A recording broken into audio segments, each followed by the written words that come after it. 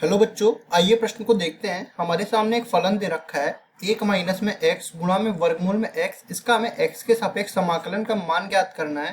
प्रश्न को हल करने से पहले इसके मुख्य अवधारणा की चर्चा कर लेते हैं हम लोग। मुख्य अवधारणा।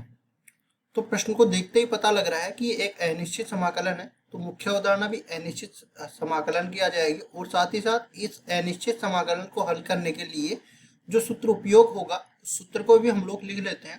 देखो, अगर x की घात n का x के सापेक्ष समाकलन करें तो वो बराबर हो जाता है x की घात n प्लस वन बटा में n प्लस वन प्लस एक अचर पद c। चूंकि ये अनिश्चित समाकलन है और n का मान कभी भी -1 के बराबर नहीं होना चाहिए। अगर ये -1 के बराबर हो गया तो इसके नीचे के हर को 0 बना देगा, और 0 हर हो गया तो पूरा का पूरा अपरिभाषित हो जाएगा। इसके लिए अलग से एक शर्त निर्धारित है कि अगर x बराबर n बराबर -1 आ गया तो उसका समाकलन अपने पास बराबर हो जाता है log e आधार पे x प्लस एक अचर पद c, चूंकि ये अनिश्चित समाकलन है। तो इसमें देखो, सवाल को आगे हल करते हैं। सवाल यहाँ पे लिख लेते हैं पहले, एक माइनस में x गुणा में वर्गमूल में x, इसका x के सापेक्ष समाकलन। अभी वर्गमूल में x, इसको क्या लिख सकते हैं, x की घात 1/2।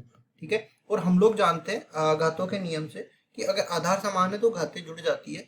वर्गमूल में x को जब 1 से गुणा कर देते हैं तो ये वर्गमूल में x ही बचेगा, और इस समाकलन को हम लोग अलग से कर देंगे।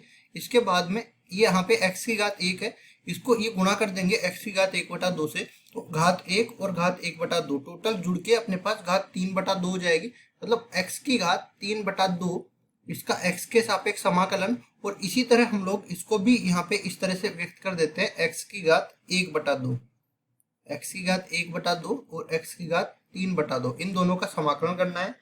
तो ये वाला सूत्र इसमें लगा देंगे। यहाँ पे क्या बन जाएगा, ये x की घात 1/2 प्लस 1 x की घात 3/2 बन जाएगा। नीचे भाग लगेगा 3/2 का।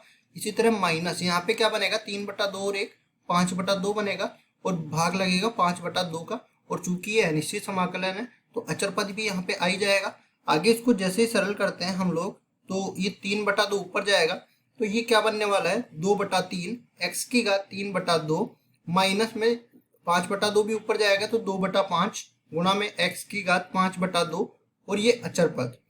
ये आ गया अपने पास दिए हुए फलन के समाकलन का मान, 2/3 गुणा में x की घात 3/2 माइनस में 2/5 गुणा में x की घात 5/2 प्लस एक अचर पद c। यही अपना उत्तर है। आशा करता हूँ ये सवाल आपको समझ में आया होगा। धन्यवाद।